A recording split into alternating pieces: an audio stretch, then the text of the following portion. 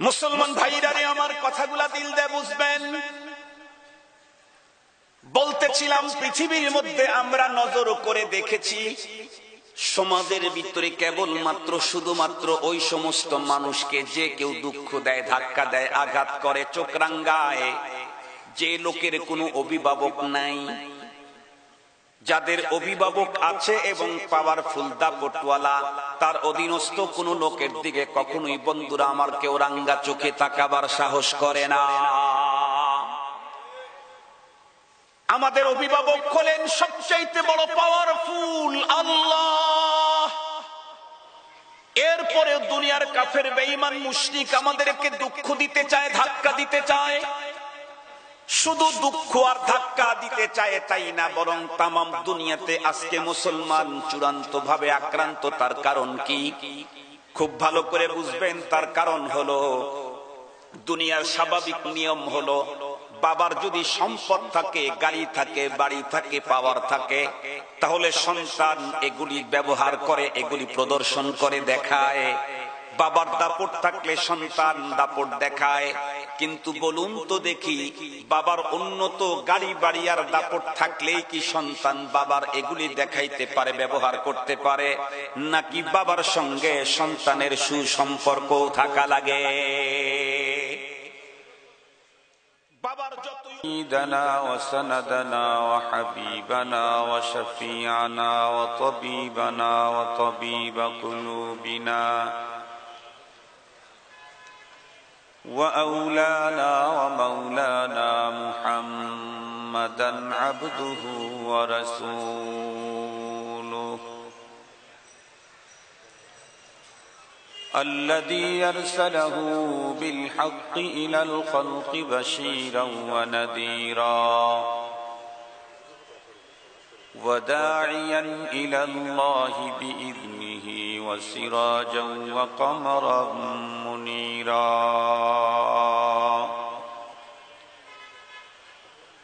أما بعد فأعوذ بالله من الشيطان الرجيم بسم الله الرحمن الرحيم يا أيها الذين آمنوا استعينوا بالصبر والصلاة وقال صاحب القرآن صلى الله عليه وسلم خمس صلوات افترضهن الله من أحسن وضوءهن وصلهن لوقتهن وأتم ركوعهن وخشوعهن كان له على الله عهد أن يغفر له ومن لم يفعل فليس له على الله عهد إن شاء غفر له وإن شاء عذبه أو كما قال عليه الصلاة والسلام صدق الله مولانا العظيم وصدق رسوله النبي الأمي الكريم ونحن على ذلك لمن الشاهدين والشاكرين والذاكرين والحمد لله رب العالمين اللهم صل على سيدنا مولانا محمد وعلى آله وأصحابه وبارك وسلم اللهم صل على سيدنا مولانا محمد وعلى آله وأصحابه وبارك وسلم يا رب صل وسلم دائما أبدا على حبيبك خير الخلق كلهم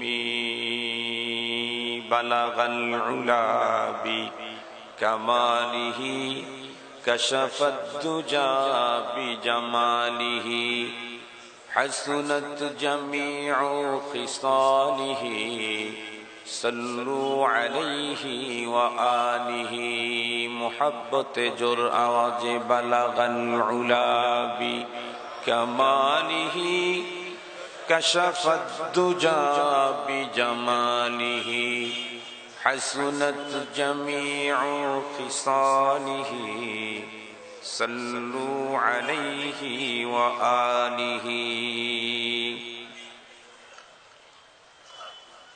صدر محترم অধ্যকার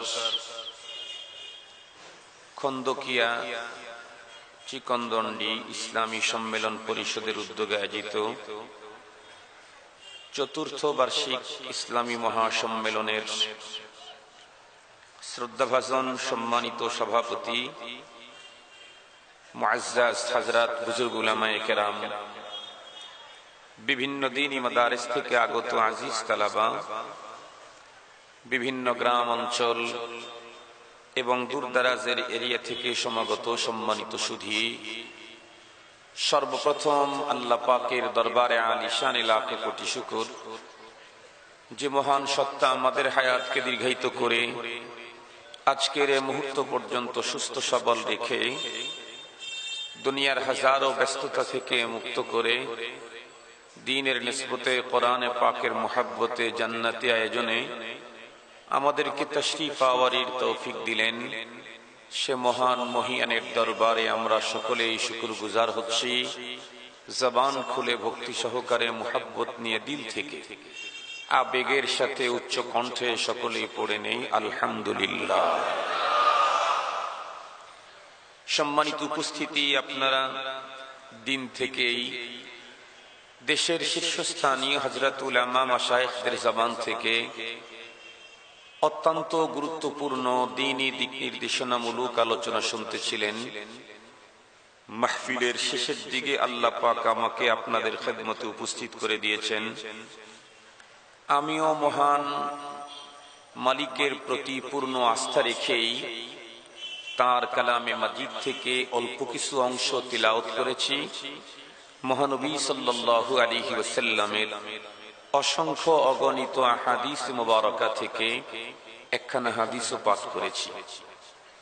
আল্লাহ পাক যদি আমাকে তৌফিক দান করেন, তার দয়া যদি শামিল হাল হয়, তিলাওয়াতকৃত কোরআনে পাকের অংশ এবং পঠিত হাদিসকে সামনে নিয়ে জরুরি কিছু দ্বীনি আলোচনা আপনাদের খেদমতে পেশ করব।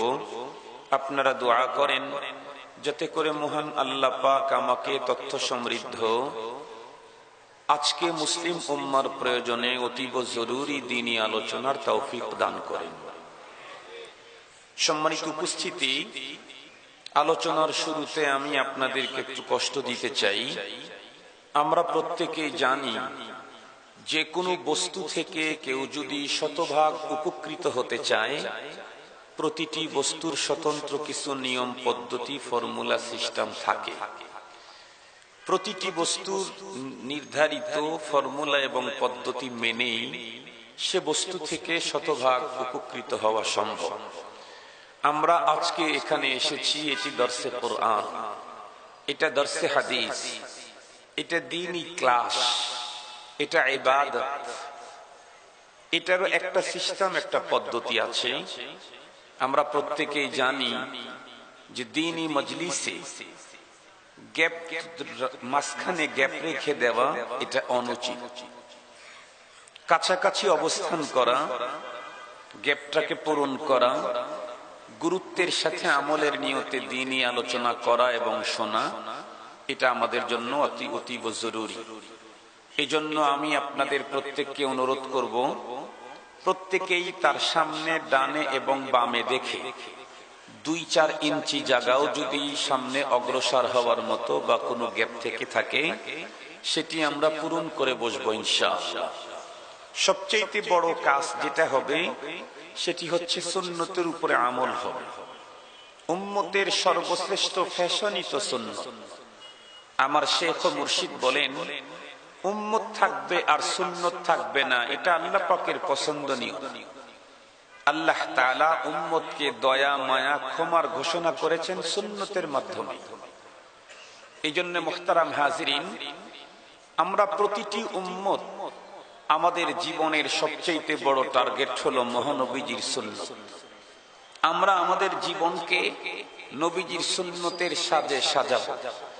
তাতে পৃথিবীর কারো যদি প্রিয় পাত্র না হতে পারি, নিঃসন্দেহে আল্লাহ পাকের প্রিয় পাত্র হয়ে যাবে। যে মানুষটি নিজেকে নবীজির সুন্নতের সাজে সাজাতে পারে, সে মানুষটা আর কারো প্রিয় পাত্র হোক আর না হোক, আল্লাহ পাকের ঘোষণা আছে, আল্লাহ পাক বলেছেন ইউহিব্বুকুমুল্লাহ, তুমি আল্লাহর প্রিয় পাত্র হয়ে যাবে। এজন্য জীবনের সব ক্ষেত্রে, ঘুম থেকে শুরু করে, টয়লেট থেকে শুরু করে, খাবার দাবার থেকে শুরু করে, ওযু গোসল থেকে শুরু করে, কাপড় পরা থেকে শুরু করে, জীবনের সব ক্ষেত্রে আমরা আমাদেরকে মহানবী সাল্লাল্লাহু আলাইহি ওয়াসাল্লামের সুন্নতের সাজে সাজাবার জন্য চেষ্টা করব। আল্লাহ পাক আমাদেরকে তৌফিক দান করুন। সম্মানিত উপস্থিতি, আমি কোরআনে পাকের যে আয়াত এবং হাদিস যেটা পড়েছি, এটা নিয়েই কথা বলবো ইনশাআল্লাহ। তবে মূল কথাটা বুঝার আগে একটু দূরের থেকে কিছু কথা বলে আসলে পরের কথাটা এটা বুঝতে সহজ হয়। আপনাদেরকে একটা মিসাল দিই, মিসালটা একটু নিম্নমানের, কোরআনে পাকের আলোচনার সাথে ওই মিসালটা মিলে না, কিন্তু দিচ্ছি হলো আপনাদেরকে বুঝাবার জন্য। আমাদের দেশে বর্তমান, আমাদের দেশে না তামাম দুনিয়াতে একটা খেলা খুব বেশি জনপ্রিয়, সে খেলাটা হলো ক্রিকেট। নাকি বলেন? বর্তমান পৃথিবীতে ক্রিকেট খেলাটা হচ্ছে সবচেয়ে বেশি জনপ্রিয়। এই ক্রিকেট খেলা আমি কিন্তু বুঝি না, ক্রিকেট খেলাটা আমি নিজে বুঝি না। অন্য কোনো খেলা কিছু বুঝলেও ক্রিকেট খেলা কিছু বুঝি না। এমনি দেখি যে কিছু মানুষ একবার এদিকে দৌড়ায়, আবার ওই দিকে দৌড়ায়, আবার মাঝে মাঝে খুব বেশি চিল্লানি দিয়ে ওঠে। তো ক্রিকেট খেলা আমি যতটুকুন বুঝেছি তা থেকে আপনাদেরকে বলি। আমি দেখেছি ক্রিকেট খেলাতে একজন লোক হাতে বল নিয়ে বল ছুঁড়ে মারে, সম্ভবত ওর টার্গেট থাকে সামনে 3টা লাঠি, এটাই মনে হয় ওর টার্গেট। সম্ভবত ওর বল দিয়ে ওই লাঠিটাকে ফেলে দিতে পারলে ওর বিজয়, আর সম্ভবত ওর বলটা যদি কেউ ধরে ফেলে তাহলে ওর পরাজয়, সম্ভবত মনে হয়। তো যেটাই হোক, সহি হোক আর গলত হোক, এই বল যে মারে এটার পদ্ধতি আপনারা দেখেছেন। এখান থেকে এখানে গিয়ে বল মারে না, অনেক পিছন থেকে এসে দৌড়ে এসে বল মারে। কেন? যত ব্যাগের থেকে আসবে তত বলের স্পিড বাড়বে। ঠিক বললাম? আমি আমার মূল কথাটা আপনাদের অন্তরে বসাবার আগে একটু ব্যাগের থেকে এসে কথাটা মারতে চাচ্ছি, যাতে বলের বোলিং এর ভিতরে স্পিড তৈরি হয়, যাতে আমার ওই কথাটার ভিতরে স্পিড তৈরি হয়, পাওয়ার তৈরি হয়, ওর প্রতি আগ্রহ এবং বুঝতে সহজ হয়। এজন্য একটু পূর্বের থেকে আপনাদের খেদমতে কথাগুলি বলি। আপনারা বলেন তো দেখি, বর্তমান সময়টা ইলেকট্রনিক্স মিডিয়া এবং সোশ্যাল মিডিয়ার কারণে পৃথিবী এখন মানুষের হাতের মুঠোয়। ঠিক বললাম? এই মুহূর্তে যদি কোনো মানুষ ফিকির করে যে আমেরিকার হোয়াইট হাউসের কন্ডিশনটা কি আমি এখন দেখতে চাই, তাহলে তাকে পাসপোর্ট, ভিসা, এরপরে প্লেনের টিকিট করে 17 ঘন্টা আকাশ যানে সফর করে আমেরিকায় যাওয়ার দরকার নাই। উন্নত মানের কোন ফোন হাতে থাকলে নির্ধারিত অপশনে ঢুকে এখনই দেখা সম্ভব আমেরিকার হোয়াইট হাউসের কন্ডিশন কি। আজকের এই মুহূর্তে কোনো মানুষের যদি ব্যবসা বাণিজ্য, বিজনেস সৌদি অথবা দুবাই থাকে, সে যদি ভাবে যে এই মুহূর্তে আমার ব্যবসা প্রতিষ্ঠানের অবস্থা কি আমি জানবো, এই জন্য ওই লোকটাকে সৌদি আর দুবাই যাওয়ার দরকার আছে কি? ওর ফোনে যদি ফাংশন থাকে ওটি, তাহলে এখনই ওপেন করে এই মুহূর্তে তার অবস্থান ব্যবসার কি দুবাই, এখানে বসেই মনিটরিং করা সম্ভব। এ দেশের কোনো একজন মানুষ, ওরা 5 ভাই, 5 ভাই 5 রাষ্ট্রে থাকে। একজন শুধু মাতৃভূমি বাংলাদেশে থাকে, আর 4 জন থাকে 4 রাষ্ট্রে। একজন কানাডা, একজন আমেরিকা, একজন স্কটল্যান্ড, আর একজন আয়ারল্যান্ড। কিন্তু বাংলাদেশে যে ভাই থাকেন, তার পৈতৃক সম্পদ নিয়ে এক জটিলতা দেখা দিয়েছে। আদালত তাদেরকে চিঠি ইস্যু করেছে। এই মুহূর্তেই তার 5 ভাইয়ের সাথে জরুরি ভিত্তিতে ডিসকাস করা, মশওয়ারা করা জরুরি। বলেন তো দেখি, সোশ্যাল মিডিয়ার এ যুগে 5 দেশে অবস্থিত 5 ভাই সম্মিলিত মশওয়ারা করতে কি 1-2 ঘন্টাও অপেক্ষা করতে হবে? না, কখনোই না। মোবাইল ফোনে কি বলে যেন, মোবাইল কনফারেন্সের মাধ্যমে পৃথিবীর 4 দেশে অবস্থিত 5 দেশের অবস্থিত 5 ভাই 1-2 ভিতরে তারা তাদের মশওয়ারার কাজ সেরে নিতে পারে। মনে করেন আপনাদের কোনো আপনজন সিঙ্গাপুরে গেছে, কিন্তু তার খুব জরুরি একটা পেপারস দরকার, নাইলে সাংঘাতিক ঝামেলা হবে। কিন্তু ও আল্লাহর বান্দা যাওয়ার সময় পেপারসটা ভুলে রেখে গেছে। বলুন তো দেখি, এই পেপারসকে সিঙ্গাপুরে পৌঁছাইতে কি 1 মাস অপেক্ষা করা লাগবে? না। ফ্যাক্স আবিষ্কারের এই যুগে 1-2 ভিতরে ফ্যাক্সের মাধ্যমে তার যাবতীয় পেপার সিঙ্গাপুরে পৌঁছানো সম্ভব। ইলেকট্রনিক্স মিডিয়া এবং সোশ্যাল মিডিয়ার কারণে এই পৃথিবীর যে কোনো কান্ট্রিতে কখনো কোনো ঘটনার দুর্ঘটনা ঘটলে এটি তামাম দুনিয়াতে ফোকাস পেতে লম্বা সময় লাগে না। এই 10-20 মিনিটের মধ্যেই তামাম দুনিয়ায় ঘটনা ফোকাস হয়ে যায়। সঙ্গত কারণেই আজকে আমার দেশের শিক্ষিত অশিক্ষিত গ্রামের এবং শহরে অধিকাংশ মানুষ পৃথিবী সম্পর্কে সম্যক কিছু জ্ঞান রাখে।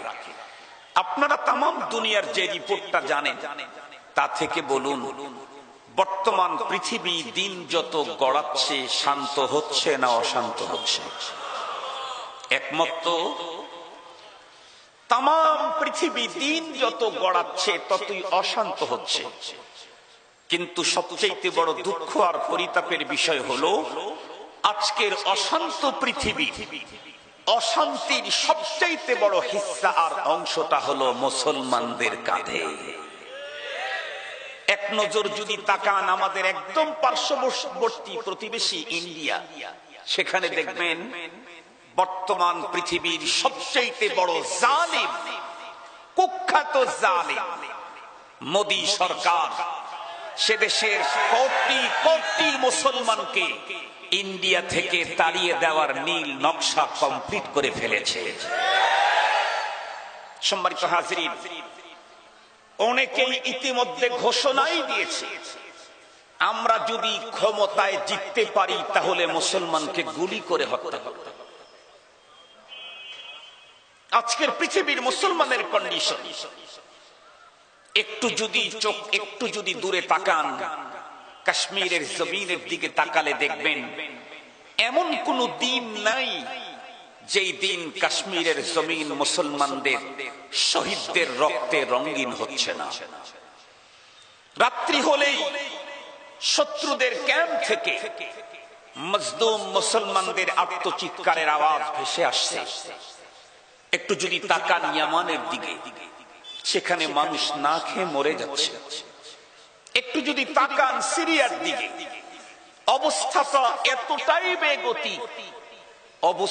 এতটাই বেগতি, সিরিয়ার একজন পীড়িত মজলুমা মা পৃথিবীর মুসলিম উম্মার কাছে একটা খোলা চিঠি লিখল। এই চিঠি যেই মুসলমান পড়েছে, নিঃসন্দেহে তার অন্তরের অন্তঃস্থলে রক্তক্ষরণ শুরু হয়েছে। যদি একটু তাকান গাজার দিকে, সে দেশের মানুষ নিরাপদে রাত্রিবেলায় যখন আরাম করার জন্য নিজ গৃহেই শুয়ে পড়েছে, অতর্কিত ইসরায়েলি হামলায় নিমিষেই মুহূর্তেই এক ফ্যামিলির 15 থেকে 20 জন মুহূর্তেই শেষ। পরের দিন সারিবদ্ধ এক ফ্যামিলির টোটাল সদস্যদের জানাজা পড়াইতে হচ্ছে। তামাম দুনিয়ার দিকে তাকাইলেই দেখা যাচ্ছে চূড়ান্ত নির্যাতিত এবং নিষ্পেষিত লাঞ্ছিত মুসলমান। মুসলমানদের অবস্থা দৃষ্টির দিকে তাকালে মনে হয় মুসলমানের কোনো অভিভাবক নাই। কারণ আমরা তো আমাদের সমাজে দেখি মানুষ তাকে দুঃখ দেয়, ধাক্কা দেয়, আঘাত করে, যার আরো একটু জোর আওয়াজে বলেন, আল্লাহ আমাদের অভিভাবক। আল্লাহ যে আমাদের অভিভাবক এটা আমরা ঘোষণা দেই নাই, আল্লাহই ঘোষণা দিয়েছেন। আল্লাহ পাক বলেন, আল্লাহু ওয়ালিয়ুল্লাযীনা আমানু ইউখরিজুহুম মিনাদ-দুলুমাতি ইলান-নূর। আল্লাহ পাক বলেন আল্লাহ ঈমানদারদের গার্ডিয়ান, তাদের অভিভাবক। পক্ষান্তরে কাফেরদের সম্পর্কে আল্লাহ পাক কি বললেন? আল্লাহ পাক কোরআনে হাকিমে বলেন, ওয়া আন্নাল কাফিরিনা লা মাওলা লাহুম। আল্লাহ পাক বলেন কাফেরদের কোনো অভিভাবকই নাই, আমাদের আছে। আলহামদুলিল্লাহ বলবেন না? কাফেরদের কোনো অভিভাবকই নাই, আমাদের আছে। আমাদের যে অভিভাবক আছে উনি কি পাওয়ারলেস না পাওয়ারফুল? পাওয়ারফুল বললেও হক আদায় হবে না, পাওয়ার হাউস। সকল ক্ষমতার উৎসই উনি, ইন্নাল কুওয়াতি লিল্লাহি জামিআ। সকল ক্ষমতাই তার ক্ষমতা, তার পাওয়ার কি পরিমাণ এই প্রসঙ্গে আল্লাহ পাক তার নিজ কালামে স্পষ্ট বর্ণনা দিয়েছেন। সূরা ইয়াসিন আল্লাহ পাক বলেন, ইন্নামা আমরুহু ইযা আরাদা শাইআন আন ইয়াকুলা লাহু কুন ফায়াকুন। কাদেরে কুদরত দারি হর চিখাহি আকুনি, মুরদারা তু জানে বখশি জিন্দারা বেজাকুনি। তরফতুল আইনে জাহা বরহম জানাদ, কসনুমি ইয়ারদ কে আজাদম জানাদ, কসনুমি ইয়ারদ কে আজাদম জানাদ। আল্লাহ পাক বলেন আমার ক্ষমতা, আমি কোনো কিছু করতে চাইলে গ্রুপিং, লবিং, মিটিং, সিটিং কোনো কিছু করার দরকার পড়ে না, কোন বললেই তা হয়ে যায়। আল্লাহ পাক আরো বলেন আমার ক্ষমতা হুয়ার রাজ্জাকু যুল কুওয়াতিল মাতিন।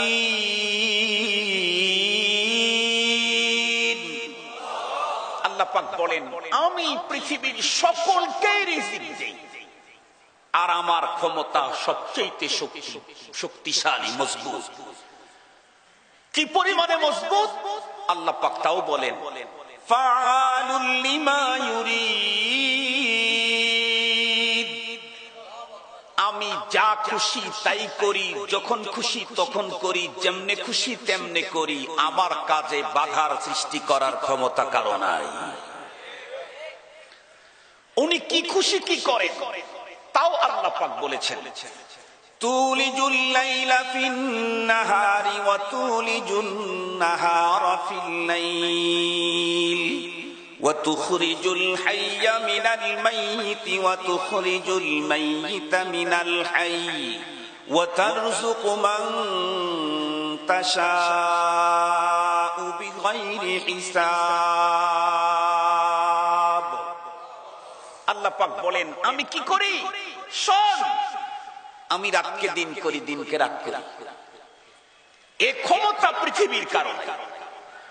আমাদের বর্তমান গভর্নমেন্ট, বর্তমান সরকার বিগত সময় রাতকে দিন, দিনকে রাত করার প্রোগ্রাম হাতে নিয়েছিল না, শুধু ঘড়ির কাঁটা 1 ঘন্টা আগে দিয়েছিল। মনে আছে না ভুলে গেছেন? একটু জোরে বলেন। ঘড়ির কাঁটা 1 ঘন্টা আগায়া দিতে কোটি কোটি টাকা ব্যয় করেছিল। বলুন তো দেখি আগানোই আছে না ব্যাগে এসেছে? আগাইতেও জরিমানা, ব্যাগে আসতেও জরিমানা। আমাদের ক্ষমতা হলো ঘড়ির কাঁটা আগায়া দিয়ে ধরে রাখতে পারি, ব্যাগে আসতে হয়। আর আমাদের স্রষ্টার ক্ষমতা, উনি বলেন রাতকে দিন করি, দিনকে রাত করি। আরো কি করেন? আল্লাহ পাক বলেন আমি জীবন্তকে মারি, মৃত্যুকে জীবন দান করি, যে ক্ষমতা পৃথিবীর আর কারো নাই। আল্লাহ পাক আরো কি বলেন, আমার ক্ষমতা আমি যারে খুশি তাকে হিসাব ছাড়া সম্পদের মালিক বানাই। এর জন্য বিদ্যারও দরকার পড়ে না, বুদ্ধিরও দরকার পড়ে না।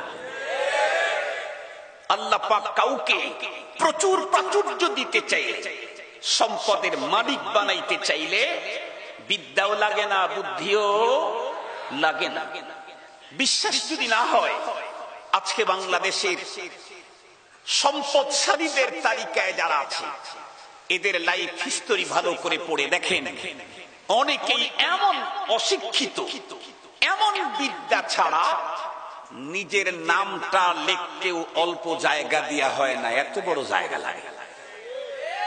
নাম যখন লেখা শুরু করে তখন মনে হয় কলমের উপরে আজরাইলের টর্চারিং শুরু হয়ে গেছে, কলমের ধরার সিস্টেম। এতটাই বিদ্যাহীন, কিন্তু তার অধীনে চাকরি করে কারা? লন্ডন অক্সফোর্ড বিশ্ববিদ্যালয় থেকে ডিগ্রি আনা আকাশচুম্বী বড় বড় ডিগ্রিধারী শিক্ষিত লোকেরা। এত বড় শিক্ষিত লোক গণ্ড এই মূর্খটাকে সার সার বলতে বলতে ঠোঁটের অবস্থা জটিল। এই ক্ষমতা কার? একটু জোরে বলেন কার? তেমন কোন বুদ্ধি নাই, কিন্তু সম্পদের অভাব নাই। আর একজন খালি বুদ্ধি না, বুদ্ধির গ্যারেজ। গ্যারেজ বুঝেন নাকি আপনারা? আর একজনের শুধু বুদ্ধি নেই, বরং বুদ্ধির গ্যারেজ। কিন্তু সকাল বেলায় টেনশনে থাকে বিকেলে কি হবে, বিকেল হলে টেনশনে রাত কাটায় সকালে কি হবে। এ ক্ষমতা একমাত্র কার? কবি সে কথাই বলেছেন, সাংঘাতিক সিরিয়াস কথা। কাম আকিলিন আকিলিন আয়াত মাদাহিবুহু ওয়া জাহিলিন জাহিলিন তালকাহু মারজুকা হাদাল্লাযী তারাকাল আওহামা হায়রাতান ওয়া সাইয়ারাল আলিমান নিহরিরা জিন্দিকা ওয়া সাইয়ারাল আলিমান নিহরিরা জিন্দিকা। আল্লাহ পাক যাকে খুশি তারে সম্পদ দেন, বিদ্যা বুদ্ধি কিছুই লাগে না। আল্লাহ পাকের রাজত্ব কত বড়, এই প্রসঙ্গেও আল্লাহ পাকের নিজের বক্তব্য আছে। আপনারা বলেন তো দেখি, আল্লাহর রাজত্ব চীন সমান, ইন্ডিয়া সমান, আমেরিকা সমান, কতটুকু?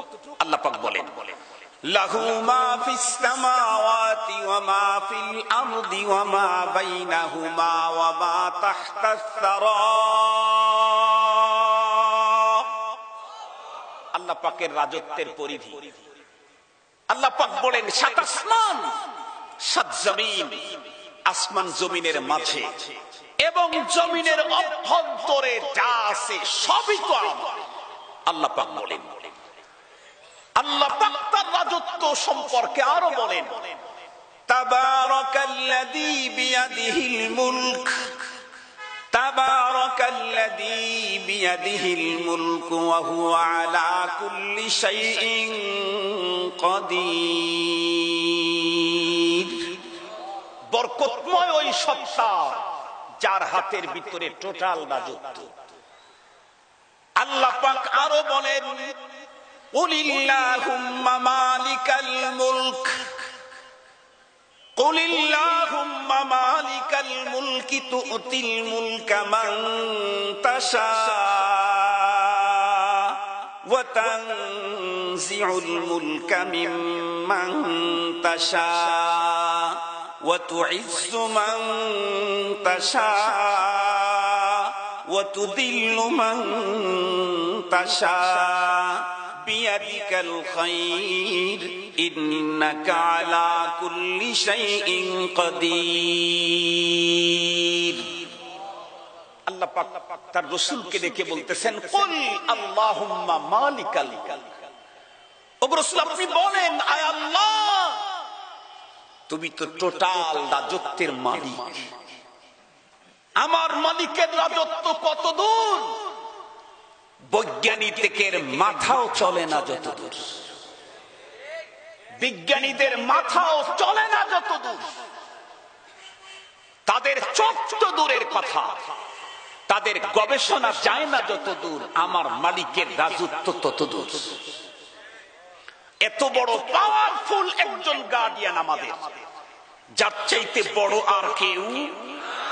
মুয়াজ্জিন প্রতিদিন 5 বার নাস্তিকের নাকের ডগায় বুকের উপরে দাঁড়িয়েই তো আওয়াজ করে আল্লাহু আকবার, আল্লাহু আকবার। আল্লাহ সবচাইতে বড়, আল্লাহ সবচাইতে বড়। এ পর্যন্ত এ দাবির বিরুদ্ধে কঠিন অবস্থান নিয়ে টেকার মতো কোন ক্ষমতা নমরুদের হয় নাই, হামানেরও হয় নাই, ফেরাউনেরও হয় নাই। নব্য কোন ফেরাউন দাঁড়াইলে তার অস্তিত্ব থাকতে পারে না। আল্লাহু আকবার স্লোগান মুয়াজ্জিনের। আল্লাহ সবচাইতে বড়, সবচাইতে বড়, যার উপরে আর কোনো বড় নাই। এত বড় ক্ষমতাধর আমাদের গার্ডিয়ান, এত বড় ক্ষমতাধর আমাদের মুরব্বী, আমাদের দিকে কেউ তাকাইলে তো তার ঘাটটাকে ভেঙে দেওয়ার কথা, আমাদের দিকে হাত উঠাইলে তো তার হাতটাকে ভেঙে চুরমার হয়ে যাওয়ার কথা।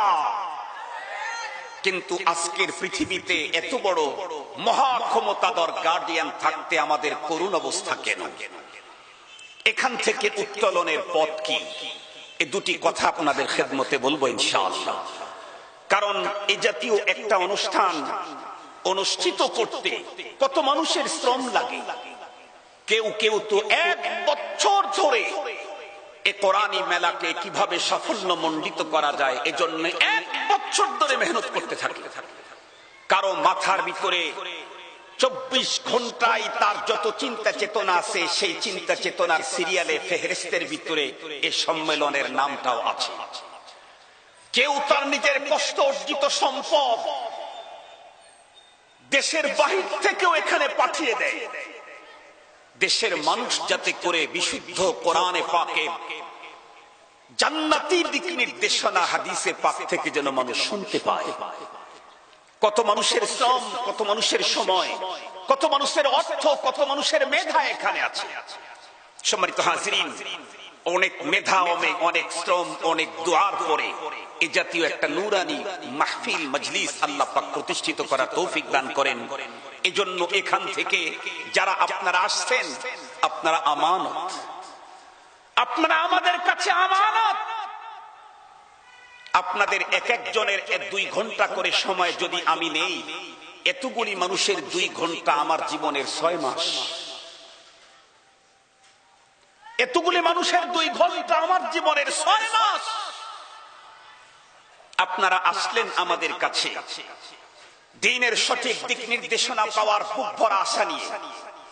আর আমরা যদি আপনাদেরকে মিসগাইড করি, তাহলে এ কারণে শুধু জাতি বিভ্রান্ত হবে তাই না, বরং আল্লাহর আদালতে আমাকে আসামির কাঠগড়ায় দাঁড়াতে হবে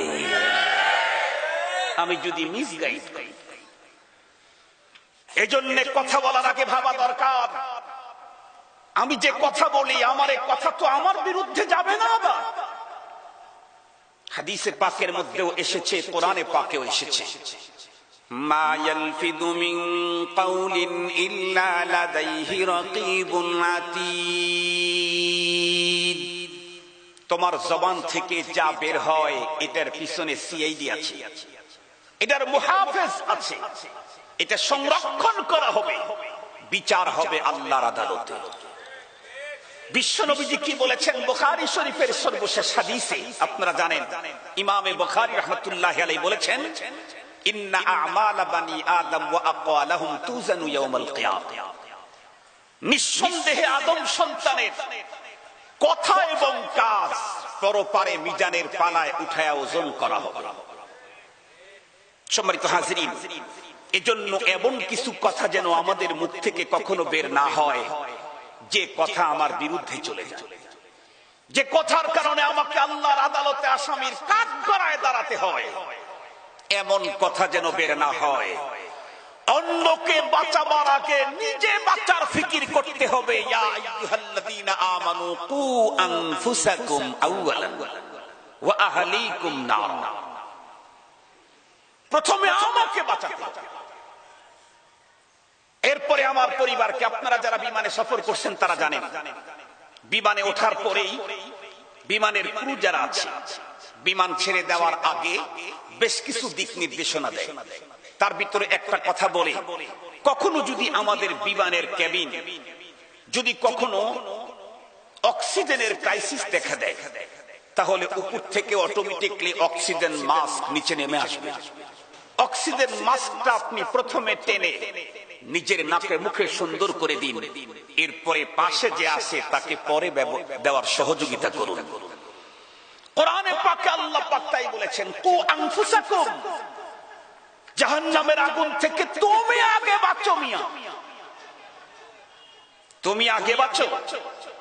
আজকে তো আমাদের দেশে আমার থেকে শুরু করে সবারই পদ্ধতি হলো, আমি অন্যকে বাঁচাইতে চাই, নিজে বাঁচতে চাই না। অন্যকে বাঁচাইতে চাই, নিজে বাঁচতে চাই না। দুনিয়ার লাইনে বলেন, দ্বীনের লাইনে বলেন, আমাদের দেশের রাজনৈতিক নেতা নেত্রী যারা আছে, তারা বক্তৃতার মঞ্চে উঠেই বলবে মাদককে নির্মূল করব, অমুককে করব, তা করব, অকরব, সব করব, অমুকের মাদক বন্ধ করো, ওই এলাকার মাদক বন্ধ করো।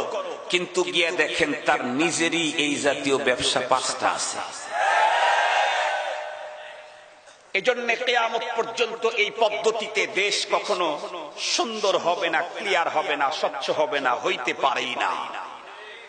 সবাই যদি ঠিক হয়ে যায়, আমি তো ঠিক হইলাম, সবাই ঠিক হলো, আমি তো ঠিক হইলাম। মুসলমান ভাইরা রে, আমার কথাগুলা দিল দিয়ে বুঝবেন।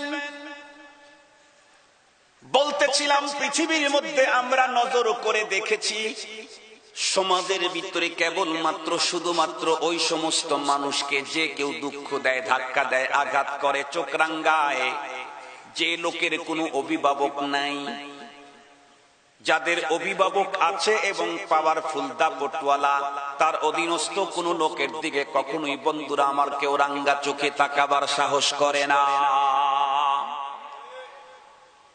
আমাদের অভিভাবক হলেন সবচাইতে বড় পাওয়ারফুল আল্লাহ। এরপরে দুনিয়ার কাফের বেঈমান মুশরিক আমাদেরকে দুঃখ দিতে চায়, ধাক্কা দিতে চায়। শুধু দুঃখ আর ধাক্কা দিতে চায় তাই না, বরং তামাম দুনিয়াতে আজকে মুসলমান চূড়ান্ত ভাবে আক্রান্ত। তার কারণ কি? খুব ভালো করে বুঝবেন। তার কারণ হলো, দুনিয়ার স্বাভাবিক নিয়ম হলো, বাবার যদি সম্পদ থাকে, গাড়ি থাকে, বাড়ি থাকে, পাওয়ার থাকে, তাহলে সন্তান এগুলি ব্যবহার করে, এগুলি প্রদর্শন করে, দেখায়। বাবার দাপট থাকলে সন্তান দাপট দেখায়। কিন্তু বলুন তো দেখি, বাবার উন্নত গাড়ি বাড়ি আর দাপট থাকলেই কি সন্তান বাবার এগুলি দেখাইতে পারে, ব্যবহার করতে পারে? নাকি বাবার সঙ্গে সন্তানের সুসম্পর্ক থাকা লাগে?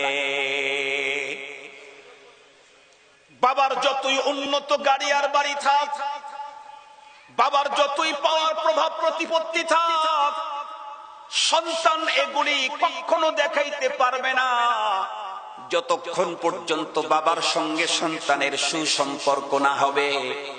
সন্তান যদি বাবার সঙ্গে সম্পর্ক কাটাপ করে, নষ্ট করে, বেয়াদবি করে, তাহলে আমরা নিজের চোখে দেখেছি এই জাতীয় সন্তান বন্ধুরা আমার, বাবা তার দিকে তো নজর দেয় না। এলাকার কোন মানুষ যদি কেউ তাকে আঘাত করে বন্ধুরা আমার, তাকে দুঃখ দেয়, ধাক্কা দেয়, এই খবর বাবার নিকটে আসলে অভিমানী বাবা তখন বলে, ওর জন্য এটা পাওনা ছিল, বরং আরো একটা বেশি দেওয়া দরকার ছিল। বলে না? বলে না? ও মুসলমান, আমাদের সবচাইতে বড় পাওয়ারফুল যিনি, উনি আমাদের গার্ডিয়ান।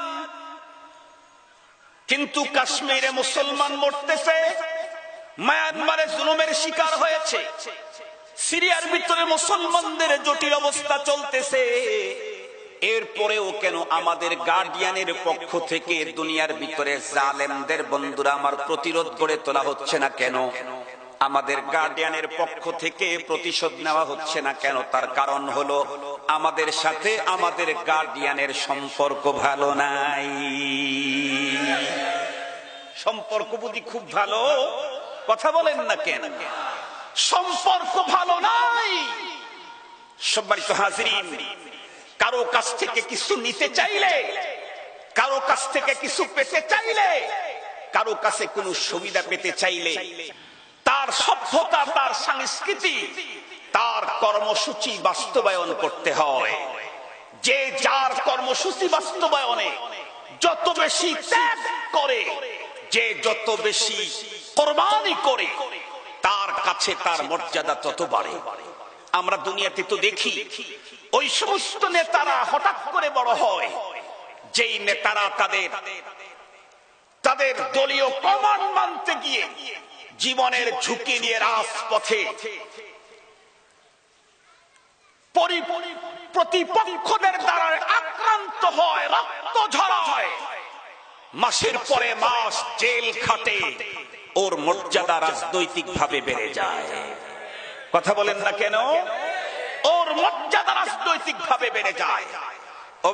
আল্লাহর সাথে সুসম্পর্ক করতে চাইলে, আল্লাহ পাকের দেওয়া কর্মসূচি বাস্তবায়ন করতে প্রয়োজনে রাজপথে যেতে হবে, আঘাতপ্রাপ্ত হতে হবে, রক্ত ঝরাতে হতে হবে, জেল খাটতে হবে।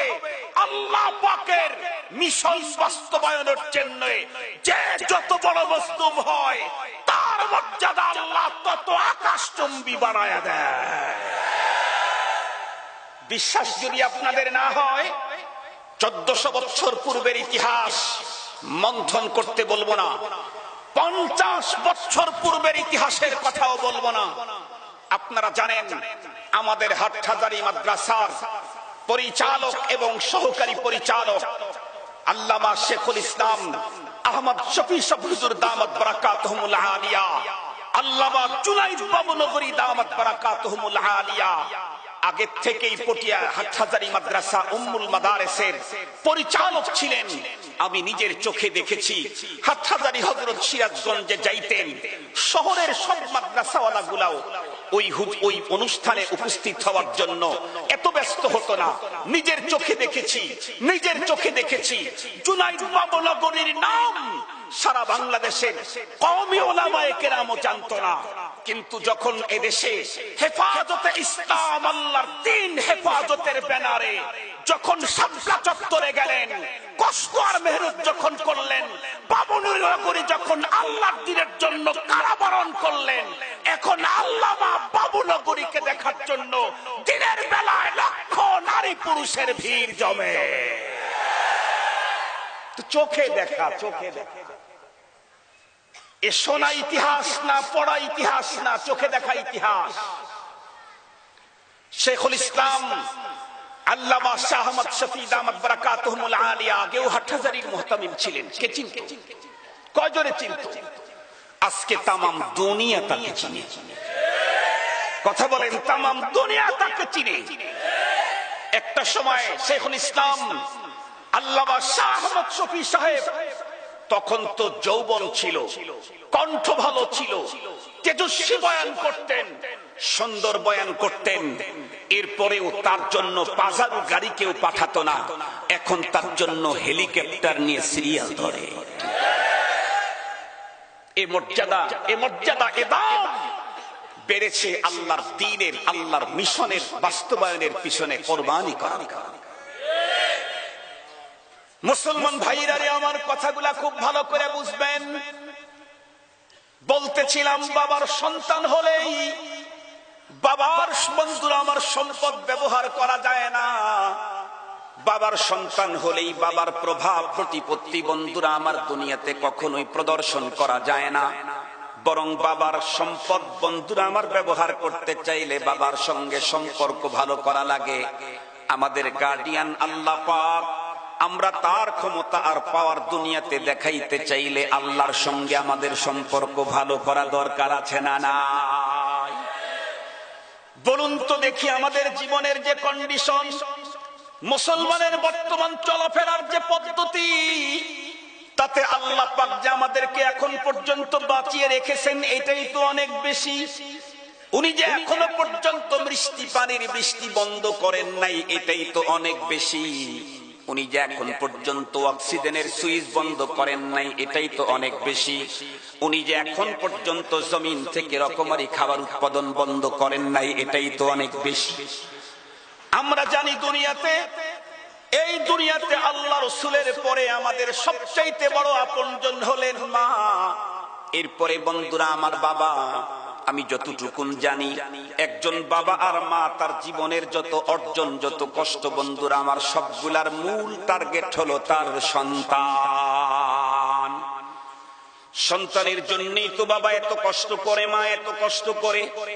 এরপরেও সন্তান যদি বাবার সঙ্গে উপর্যুপরি বেয়াদবি করতেই থাকে তাহলে বন্ধুরা আমার বাবাও সন্তানকে ঘর থেকে বের করে দেয় না।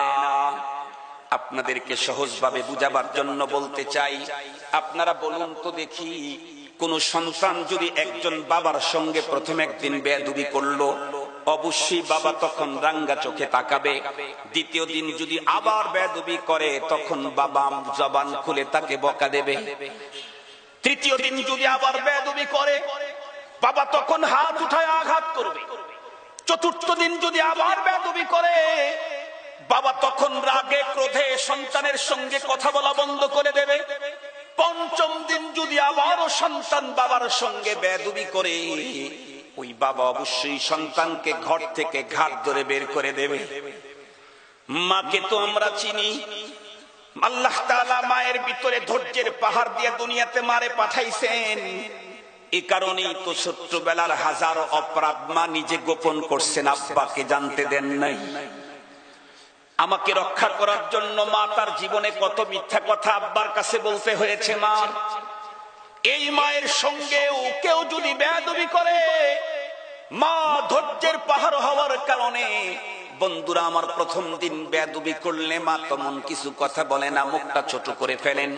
দ্বিতীয় দিন যদি আবার বেয়াদবি করে তখন মার চেহারার ভিতরে মালিন্যতার ছাপ ছেয়ে পড়ে। তৃতীয় দিন যদি আবার বেয়াদবি করে তখন মা তার চোখের পানি ঝরায়। মুসলমান চতুর্থ দিন যদি আবার সন্তান বেয়াদবি করে মা তখন সন্তানের সঙ্গে কথা বলা বন্ধ করে দেয়। পঞ্চম দিন যদি আবার সন্তান বেয়াদবি করে মা তখন ওই সন্তানের জন্য রান্না করতে রাজি হলেও বন্ধুরা আমার ওর প্লেটের ভিতরে খাবার উঠায়া দিতে মা রাজি হয় না।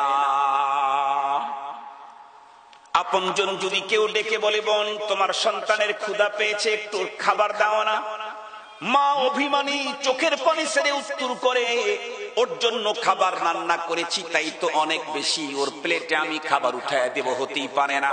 ও পারলে নিজে উঠায়া নিয়ে খাক, না খাইলে না খাক, এটা ওর পার্সোনাল ব্যাপার।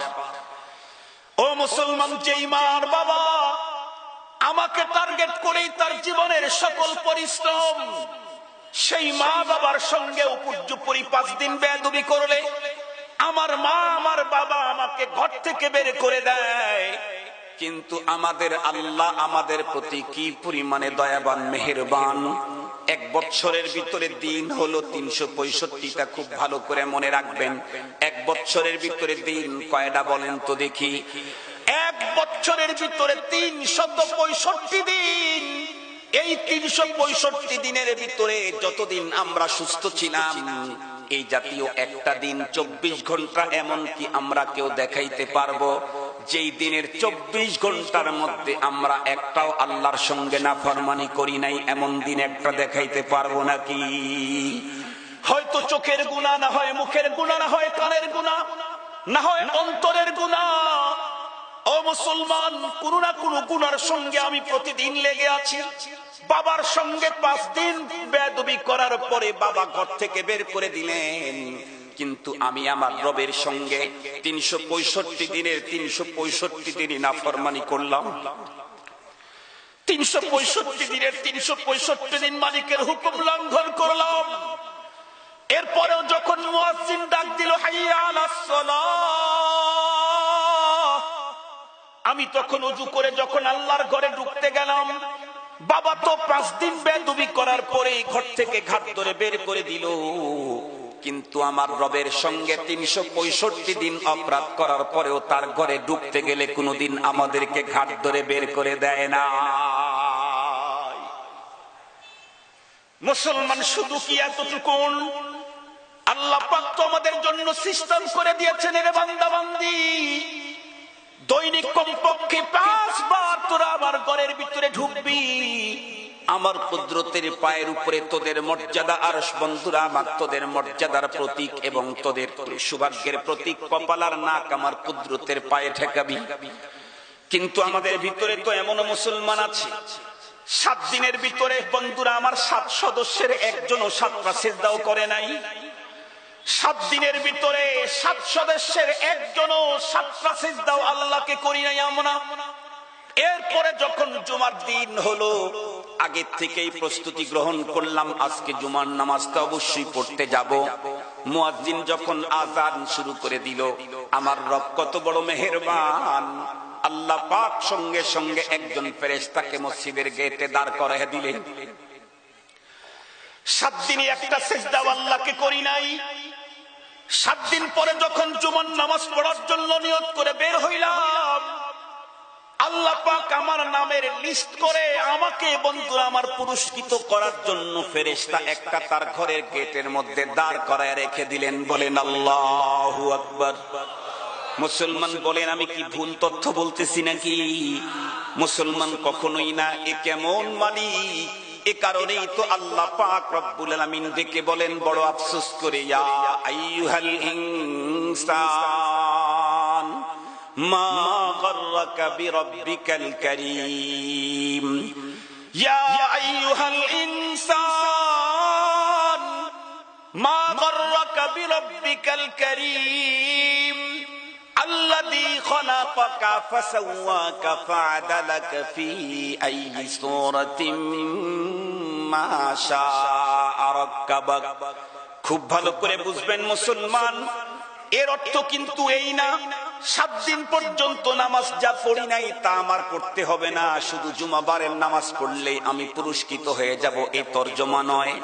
বরং আমি 7 দিন আল্লাহ পাকের হুকুম লঙ্ঘন করেছি, এরপরেও 1 ওয়াক্ত নামাজ পড়তে গেছি, তখনও আল্লাহ পাক আমাকে ঘাট ধরে ধাক্কা দিয়ে তার ঘর থেকে বের করে দেন নাই, এবং আমার ওই 1 দিনের সেজদাকেও আল্লাহ পাক বিফলে দেন নাই। এটার উপরে আমাকে পুরস্কার দিবেন। আমি যে 7 দিন পড়ি নাই, এটার জন্য বন্ধুরা আমার হয়তো ক্ষমা চাইতে হবে, নিতে হবে, নাইলে পরপারে পানিশমেন্ট পেতেই হবে। মুসলমান শুধু তাই না, আমরা দুনিয়াতে দেখেছি কোন সন্তান 4-5 দিন পর্যন্ত বাবার সঙ্গে বেয়াদবি করলে বাবা যখন কথা বন্ধ করে দেয়, তখন চাচা, মামা, খালু, ফুপারা এসে সন্তানকে বাবার সঙ্গে মিল করায়া দেয়। হাত ধরে সন্তান বাবার কাছে ক্ষমা চায়, বাবা তখন ক্ষমা দিয়ে দেয়। কিন্তু বাবার অন্তর থেকে সন্তানের প্রতি তখন পর্যন্ত খুশি হয় নাই। এজন্য পরবর্তী সময় যখন আব্বার সঙ্গে কথা বলতে যাই, আব্বা তখন অন্যদিকে তাকায় আমার কথা শুনেন, আমার দিকে আব্বা যান তার তাওয়াজ্জু দিতে চান না। আব্বাকে যদি 20টা কথা বলি, আব্বা যান 20টা কথার 20টা উত্তর দেন না, বরং একটা উত্তর দেন, তবুও মায়াবী কণ্ঠে দেন না, ব্যগ্র কণ্ঠে রাগান্বিত স্বরে দেন। ঠিক না বেঠিক? কিন্তু আমাদের মালিক কেমন দয়ার মালিক আল্লাহ। সহিহ হাদিসের বর্ণনা এসেছে, যে কোনো মুসলমান নারী আর পুরুষ যখনই আমরা নামাজের ভিতরে ঢুকি, বন্ধুরা আমার, যখন আল্লাহু আকবার বলে তাকবীরে তাহরিমা বাঁধলাম, তখন আল্লাহ পাকের মতো স্রষ্টা, আমার মতো ক্ষুদ্র একটা সৃষ্টি, তারপরেও সিরিয়াস অপরাধী, আমার দিকে আল্লাহ পাক তার পূর্ণ মনোনিবেশ দিয়ে দেয়। আমাদের ভিতরে তো ধর্মীয় মূর্খতা চরমে। আমরা সব দিক থেকে এক্সপার্ট হলেও ধর্মের দিক থেকে অন্ধ। এজন্যই একজন অন্ধের সামনে যদি বিশ্ব সুন্দরীকে দাঁড় করায় দেওয়া হয়, সে যেমন এটার মজা বুঝে না। একজন অন্ধের সামনে যদি পৃথিবীর সবচাইতে দামি জিনিস তার সামনে রেখে যাওয়া হয়, সে যেমন তার মজা সাদার মূল্য বুঝে না। আমরা ধর্মের দিক থেকে অন্ধ হওয়ার কারণে নামাজে যখন দাঁড়াইলাম, আমার সামনে আমার পাশে এসে দাঁড়ালেন, উপস্থিত হলেন, তাওয়াজ্জু দিলেন, আসমান জমিনের খালেক ও মালিক আল্লাহ। আমি ধর্মীয় অন্ধ হওয়ার কারণে আমার কোনো অনুভূতি নাই। যাদের ভিতরে ধর্মের চোখ ছিল, ধর্মীয় চোখ, যাদের ভিতরে দ্বীনের ইলম ছিল, তাদের কন্ডিশন ছিল এই, আমরা তো মসজিদে ঢুকলে 4 রাকাত নামাজের 5 মিনিট তাই বেশি, 7 মিনিট তাই কাটতে চায়। মসজিদের ভিতরে যত দ্রুত, যত ছোট সূরা দিয়ে নামাজ পড়া যায়, অথচ বিশ্বনবীজির ফ্যামিলির এক মহিলা এশার নামাজের পরে কিয়ামুল লাইলের নিয়তে 2-4 রাকাত নামাজ পড়ার নিয়ত করে দাঁড়ায় গেলেন। এরপরে যখন কোরআনে পাকের তেলাওয়াত শুরু করলেন, শুধু মজার মজা। 2-4 আয়াত পড়ার পরে ভাবেন আর 2টা আয়াত পড়ি, তারপরে রুকুতে যাই। কিন্তু এত স্বাদ, এত মজা, এই আর কয়েকটা পড়ে, এই আর কয়েকটা পড়ে, এই আর কয়েকটা পড়ে, তারপরে রুকুতে যাই। এমনটি করতে করতে করতে করতে তামাম রাত কখন ফুরায় গেছে আল্লাহর বান্দির খবর নাই। মুয়াজ্জিন চতুর্দিক থেকে যখন আওয়াজ দিয়ে দিয়েছে, আল্লাহর বান্দি তখন দ্রুত গতিতে তার নামাজটা কমপ্লিট করে দুহাত আল্লাহ পাকের আরশে আজিমের দিকে উঁচু করে চোখের পানি ছেড়ে দিয়ে কেঁদে ডাক দিয়ে বলে, আয় আল্লাহ, তোমার রাত এত ছোট, আমাকে তৃপ্তি ভরে 2-4 রাকাত নামাজ পড়ার টাইমও তোমার রাত আমাকে দিল না। মুসলমান খুব ভালো করে বুঝবেন কি পরিমাণে মজা হইলে, কি পরিমাণে শ্বাস পাইলে 1 রাকাত 2 রাকাতই তামাম রাত ফুরায়া যায় বোঝে না। কি পরিমাণে মজার স্বাদ পাইলে মুসলমানদের ধর্মীয় জাহালত আর মূর্খতা দূর না করলে বন্ধুরা আমার নামাজের ভিতরে মজা কখনোই বুঝে আসবে না। আমরা যখন নামাজে দাঁড়াইলাম, সূরাতুল ফাতিহা পড়লাম, কি কাণ্ড কার সঙ্গে ঘটলো একটু ভালো করে শুনেন। আমি যখন আল্লাহু আকবার বলে নামাজে দাঁড়াইলাম, আমার দিকে তাওয়াজ্জু দিয়ে দিলেন আসমান জমিনের খালেক ও মালিক আল্লাহ। এরপরে আমি যখন বন্ধুরা আমার সূরাতুল ফাতিহা তেলাওয়াত শুরু করে দিলাম, আমার প্রতি আমার রব কতটুকু মুহাব্বত আর ভালোবাসার নজরে তাকাইলেন। আমি যখন পড়লাম আলহামদুলিল্লাহি রাব্বিল আলামিন, আল্লাহ পাক বড় গুরুত্বের সাথে আমার তেলাওয়াত শুনলেন, সাথে সাথে আমাকে উত্তর ফিরায় দিলেন হামিদানি আব্দি। এরপরে যখন পড়লাম আর রহমানির রহিম, আল্লাহ পাক আমার তেলাওয়াত নিজে গুরুত্বের সাথে শ্রবণ করলেন, আমাকে উত্তর দিলেন আসনা আলাইয়া আব্দি। এরপরে যখন আমি পড়লাম মালিক ইয়াউমিদ্দিন, আল্লাহ পাক গুরুত্বের সাথে শ্রবণ করলেন, নিষ্কানে আমাকে উত্তর দিলেন মাজ্জাদানি আব্দি। 3 আয়াতের ভিতরে বন্ধুরা আমার আল্লাহর প্রশংসা করেছি নামাজে দাঁড়িয়ে। এখনো পর্যন্ত মালিককে রুকু করি নাই, সিজদা করি নাই, এখনো পর্যন্ত মালিকের কুদরতের পায়ে কপাল ঠেকাই নাই। শুধুমাত্র কেবলমাত্র 3 আয়াত দিয়া মালিকের প্রশংসা করলাম। আলহামদুলিল্লাহি রাব্বিল আলামিন আর রহমানির রহিম মালিক ইয়াউমিদ্দিন। 3 আয়াতে প্রশংসা করার পরে আমার মালিক আমার প্রতি এতটা দয়াবান হয়ে গেলেন। 4 নাম্বার আয়াত পড়তেই আল্লাহ পাক আমাকে বলে দিলেন, ও বান্দা, এই আয়াতের অর্ধেক আমি দিলাম, অর্ধেক তোমারে দিলাম। শুধু এতটুকুন করলেন, বললেন তাই না, আরো বললেন ওয়ালি আব্দি মা সাআল, ও বান্দা তুই এখন যা চাবি তাই পাবি, আমি তোর জন্য সুপারিশ গ্রহণ করে নিলাম, তোর জন্য আমি সিগনেচার দিয়া দিলাম, ডিক্লারেশন দিলাম, তুই যা চাবি তাই পাবি। আল্লাহর দয়া দেখেন, আল্লাহ কি পরিমাণে দয়া, কি পরিমাণে মায়া। ওলি আব্দি মা সাআল, এরপরে আমি কি চাবো এটা আল্লাহ পাক আমার জিম্মায় ছেড়ে দেন নাই। কেন ছেড়ে দেন নাই? আমি যেমন ছোট আমার চয়েসও ছোট, আমি যেমন ছোট আমার চয়েসও ছোট। এজন্য আল্লাহ পাক আমার জিম্মায় ছেড়ে দেন নাই, বরং উনি আবার ওইটা শিখিয়ে দিলেন কি চাইতে হবে। আপনাদেরকে বিষয়টা সুন্দর করে বুঝবার জন্য একটা মিসাল দিয়ে দুইটা মিসাল দিলে ভালো বুঝবেন। সবর করতে পারবেন তো? দুই মিসাল শোনার মতো সবর আপনাদের আছে? আলহামদুলিল্লাহ। একটা মিসাল হলো, মনে করেন আপনাদের এই আসনের একজন এমপি আছে না? অবশ্যই তো এমপি আছে। এমপি সাহেবের কাছে বিদেশ থেকে অনেক বড় একটা অ্যামাউন্ট এসেছে, টাকা না ডলার।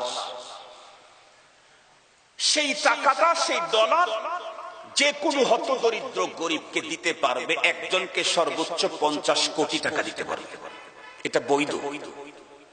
এমতো অবস্থায় তার নিকটাত্মীয়, তার খুব প্রিয় একজন লোক এসে বলতেছে, ভাইয়া শুনলাম বাহিরের থেকে ফান্ড আসছে, আমার তো ছেলে পেলে নিয়ে দিন যায় না, রাত পোহায় না, আপনি কি একটু প্লিজ আমাকে একটু উপকার করতে পারেন? ফান্ড আসছে শুনলাম, একটা ডিও লেটারে যদি একটু সিগনেচার দিতেন তাহলে আমি এখানে কিছু আবেদন করতাম। এমপি সাহেবের যেহেতু খুব কাছের মানুষ, সাদা ডিও লেটারের উপরে সিগনেচার দেবে না? দেবে না, অবশ্যই বলবে ডিও লেটার নিয়ে সিগনেচার দিয়ে দিয়েছে। দিয়ে যখন লোকটা চলে যাচ্ছে, এমপি মহোদয় চিন্তা করলেন, আরে ওরে তো সাদা ডিও লেটারের উপরে সিগনেচার দিলাম, কিন্তু ও তো ছোট মনের মানুষ, ও তো ইচ্ছা করলে 50,000 কোটি লেখে 50,000 কোটি টাকাই পাইতে পারে, এটা বৈধ। কিন্তু তো সাহসী কথা, ও তো 10,000-এর অ্যামাউন্ট লিখতেই ওর কলম কাঁপবে। আর 10,000-এর অ্যামাউন্ট যদি একবার লিখে ফেলে, একজনকে ওয়ান টাইম একবার দেওয়া যাবে, দ্বিতীয়বার আর দেওয়া যাবে না, তাহলে তো আর চূড়ান্ত লস। এই জন্য পিএস কে দিয়ে বলে, ওকে ডেকে নিয়ে ধরে নিয়ে।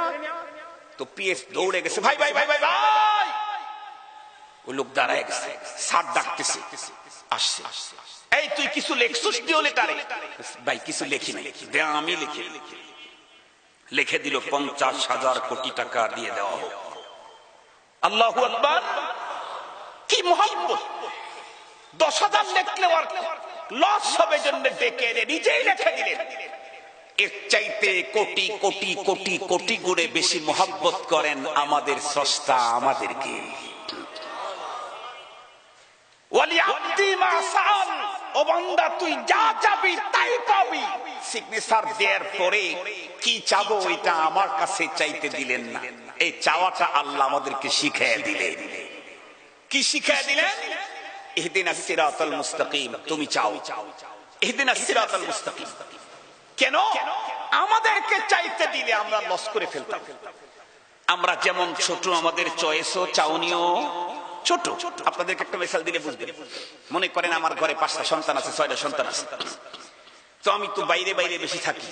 তো ঈদের 2-3 দিন আগে যখন বাসায় ঢুকলাম, ছোটর সিরিয়াল দিক থেকে 2 নাম্বার যে দৌড়ে এসে বলতেছে, আব্বু আপনি তো ঈদের দিন বাইরে থাকবেন, ঢাকায় যাবেন ঈদের নামাজ পড়াইতে, আমাদেরকে ঈদের জন্য টাকা দেন। কিন্তু ওর চাহিদা খুব বেশি না, 50 থেকে 100 টাকা। ও চাইতে না চাইতেই একদম ছোটটা তো আসতেছে, একদম বড়টাও এসে হাজির। একদম ছোট যে ওর চাহিদা কত, আব্বু আমাকেও টাকা দাও। তুমি কয় টাকা নিবা বাবা? আমারে 5 টাকা দাও। ওর চাহিদা আমারে 5 টাকা দাও। কিন্তু এই 5 টাকাটা আবার কোয়ালিটি সম্পন্ন হতে হবে, নরমাল টাকা নিতে রাজি নাই। কি টাকা নেবে? চকচকা। ঠিক বললাম? ঠিক বললাম? নরমাল টাকা যদি 1000 টাকার এক বান্ডিল দেন, ও এটার তর্জমা বুঝে না, ওইটারে চিনে না, ও ভিতরে ঢোকার মতো মস্তিষ্ক আর হয় নাই, ও শুধু উপরেরটাই বুঝে। এই জন্য ওটা নিজে রাজি হবে না।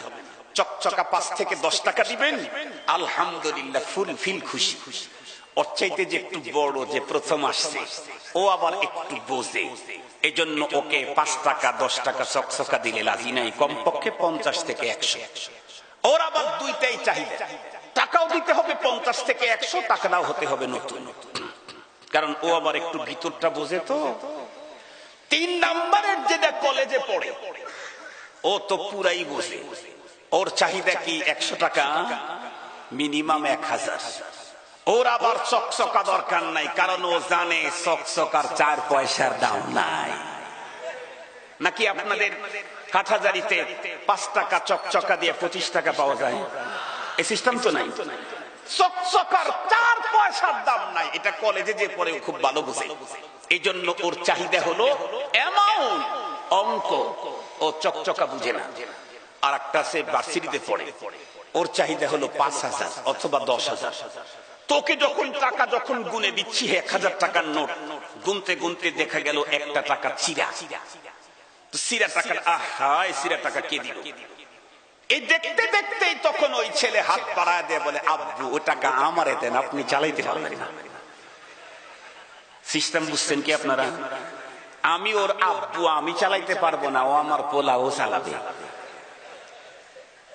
ছোটটা কিন্তু নরমাল টাকা নিতে রাজি নাই, ও হলো চকচকা দিতে হবে 5 টাকা। আর এই এমন বোঝা বুঝে সেরাটা নেওয়ার জন্য আগে হাত লাগাই দিয়েছে। ও বুঝে যে এই সেরাতে সমস্যা নাই, এটার দাম আছে, এটার মাল। আর একজন আছে অক্সফোর্ড বিশ্ববিদ্যালয় লন্ডনে পড়ে, ওর চাহিদা কি 5,000, 50,000। আমারই ছেলে সর্বোচ্চ বড় যে তার চাহিদা 50,000, একদম ছোট যে ওর চাহিদা হলো মাত্র 5 টাকা। আল্লাহ পাক রব্বুল আলামিন তো জানেন, আমি আমার বান্দাদেরকে যদি এই কথা বলে ছেড়ে দিতাম, বলি আব্দি মা সাআল, ও বান্দা তুই এখন যা চাবি তাই পাবি, কি চাবি এটা তোদের এখতিয়ারে ছেড়ে দিলাম। তাহলে আমরা তো ছোট পিচ্চির মতো শুধু চকচকাই বুঝতাম, বলতাম আল্লাহ গাড়ি দাও, বাড়ি দাও, ল্যান্ড প্রপার্টি দাও, মিল কারখানা দাও, ইন্ডাস্ট্রি দাও, এমপিগিরি, মন্ত্রীগিরি আর নেতৃত্ব আর পাওয়ার আর চেয়ার দান করো। অথচ এগুলি সবগুলি 5 টাকা চকচকার মতো, এর কোনো মূল্যই না। আমাদের বিশ্ব নবীজি তো স্পষ্টই বলে দিয়েছেন, আল্লাহ পাকের নিকটে যদি এ তামাম দুনিয়ার মূল্য একটা মাছির পাখা সম পরিমাণে হইতো, আল্লাহ পাকের পয়গম্বর বলেন, তাহলে আল্লাহ পাক জমিনের 1 ফোঁটা পানিও কোনো কাফেরকে পান করতে দিতেন না। এই জন্য রব্বুল আলামিন নিজেই বন্ধুরা আমার বললেন, তুই যা চাবি তাই পাবি। এরপরে আবার কি চাইতে হবে এটাও আল্লাহ আমাদেরকে দয়া করে শিখিয়ে দিলেন। বলেন আল্লাহু আকবার, আল্লাহু আকবার। আমার উস্তাদ শাইখুল হাদিস আল্লামা আজিজুল হক রাহমাতুল্লাহি আলাইহি বুখারী শরীফ পড়াইতে একদিন আমাদেরকে ডেকে বললেন, বাবা 25 বছর বয়স থেকে শুরু করে বার্ধক্যতায় পৌঁছে গেলাম, টেকনাফ থেকে তেতুলিয়া পর্যন্ত এদেশের মুসলমানদেরকে ইসলামী খেলাফতের সুশাসনের কথা বলে গেলাম, কোনদিন মানুষদেরকে খাওয়াইতে পারলাম না। বাবা শোন, এই দুনিয়াতে চলতে গিয়ে লক্ষ লক্ষ মানুষের সঙ্গে আমার দেখা হলো, তৃণমূল পর্যায়ের খেটে খাওয়া দিন মজুর থেকে জাতীয় নেতাদের সঙ্গে দেখা হলো, লক্ষ লক্ষ মানুষের আমাদের কাছে দোয়ার জন্য আসলো। কিন্তু সারা জীবন লক্ষ লক্ষ মানুষ শুধু একটা দোয়াই চাইলো, দুনিয়ার দোয়া। হুজুর বাড়ির জন্য দোয়া করেন, গাড়ির জন্য দোয়া করেন, সামনে নির্বাচন করব দোয়া করেন, ছেলের জন্য দোয়া করেন, মেয়ের জন্য দোয়া করেন, চাকরির জন্য দোয়া করেন, ব্যবসার জন্য দোয়া করেন। হুজুর আফসোস করে বলতেন, বাবা লক্ষ লক্ষ মানুষ দোয়া চাইলো, কিন্তু একজন মানুষও বলল না হুজুর হেদায়েতের জন্য দোয়া করেন। অথচ দুনিয়ার গাড়ি বাড়ি যা বলেন সবগুলা তো 5 টাকার মতো, মাত্র যতদিন হায়াত আছে ততদিন। আর হেদায়েতের চাওয়া বন্ধুরা আমার কত বড়! এ রাস্তা এমন রাস্তা, যেই রাস্তা দিয়ে জান্নাত পর্যন্ত যাওয়া যায়। হেদায়েতের রাস্তা বন্ধুরা আমার এমন রাস্তা, যেই রাস্তা দিয়ে চিরস্থায়ী বন্ধুরা আমার সুখের জায়গা জান্নাতে যাওয়া যায়। এই জন্য রব্বুল আলামিন আমাদেরকে শিখাইলেন, বান্দা অন্য কিছু চাস না, তোরা আমার কাছে আবেদন কর, ইহদিনাস সিরাতাল মুস্তাকিম। মুসলমান সিরাতে মুস্তাকিম কোনটা, এটাও আল্লাহ পাক আমাদেরকে শিখায়া দিলেন। সিরাতাল্লাযীনা আন'আমতা আলাইহিম। খুব ভালোভাবে বন্ধুরা আমার এই আয়াতের তরজমাটা খুব ভালো করে বন্ধুরা আমার বুঝা লাগবে, কারণ বর্তমান সময়ের ভিতরে আল্লাহর দ্বীনের অপব্যাখ্যা করে মুসলমানদেরকে সিরাতে মুস্তাকিম থেকে ভিন্ন পথে বন্ধুরা আমার নেওয়ার জন্য হাজারো ষড়যন্ত্র কমপ্লিট হয়ে আছে। কোরআনে পাকের অপব্যাখ্যা করা হচ্ছে, হাদিসে পাকের অপব্যাখ্যা করা হচ্ছে। আমাদের দেশের এক শ্রেণীর মানুষ বলতেছে হেদায়েতের কিতাব হলো কোরআন, হেদায়েতের কিতাব হলো হাদিস। কোরআন আছে, হাদিস আছে, বাস আর কি লাগে? আহলে হক উলামায়ে কেরাম, বিদগ্ধ বিচক্ষণ উলামায়ে কেরাম, আহলুল্লাহদের তাফসীর, তাদের ব্যাখ্যা তারা মানতে রাজি নাই। তাদেরকে চোখে আঙ্গুল দিয়ে বুঝাইতে চাই, তোমরা যারা বলো কোরআন আছে, হাদিস আছে, আলেম আর আল্লাহওয়ালা দিয়ে কি করব? পুরা কোরআন তো বোঝো নাই, সূরা ফাতিহাও বোঝো নাই, সূরা ফাতিহাও বোঝো নাই। আমার দুই ছেলে মানে আমার ছাত্র, ওরা বলল হুজুর আমরা একটু স্কুল কলেজে পরীক্ষা দিতে চাই। তা আমি বললাম যদি তুমি তোমার উপরে আশ্বস্ত হও যে আমি ওই পরিবেশে গেলে কখনো আমার এই সভ্যতা, এই আদব আখলাক পরিবর্তন হবে না, তাহলে তুমি দিতে পারো। ওরা দুইজন পরীক্ষা দিয়ে শেষ পর্যন্ত রাজশাহী ইউনিভার্সিটি পর্যন্ত গেল। দুইজন একই ক্লাসে, একজন তো এ পরিমাণে ভালো নাম্বার করলো, রাজশাহী ইউনিভার্সিটিতে ওই সাবজেক্টে 20 বছরে এত উন্নত নাম্বার কেউ করেনি। আর একজন তার চেয়ে একটু নরমাল। এই দুইজন একদিন আমার সাথে সৌজন্য সাক্ষাতে আমার এলাকাতে আসছে। লোকাল একটা বাজার আছে আপনাদের চট্টগ্রামের মতো হাইফাই বাজার, নরমাল বাজার, উত্তরবঙ্গের বাজার।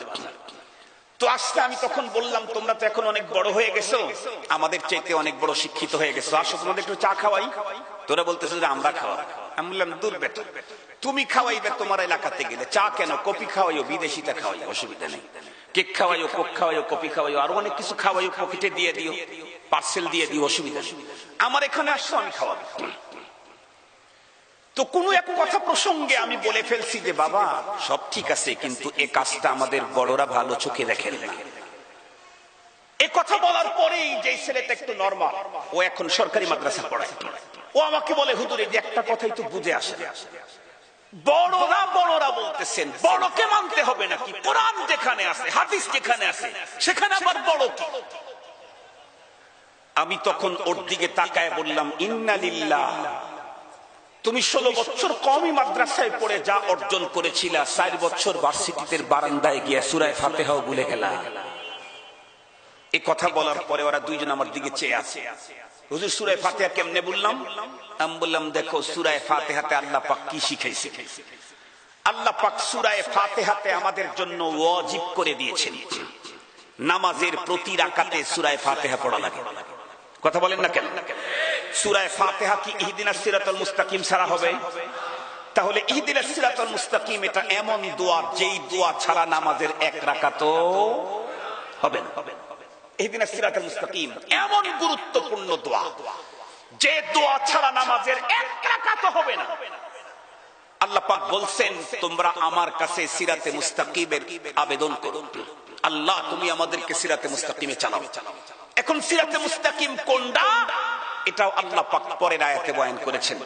সিরাতাল্লাযিনা, কথা বলেন সিরাতাল্লাযিনা নাকি কোরআন শরীফের মধ্যে আসছে সিরাতাল মুস্তাকিম, ইহদিনাস সিরাতাল মুস্তাকিম, তারপরে সিরাতাল কুরআনি ওয়াস সুন্নাহ, এটা আছে নাকি?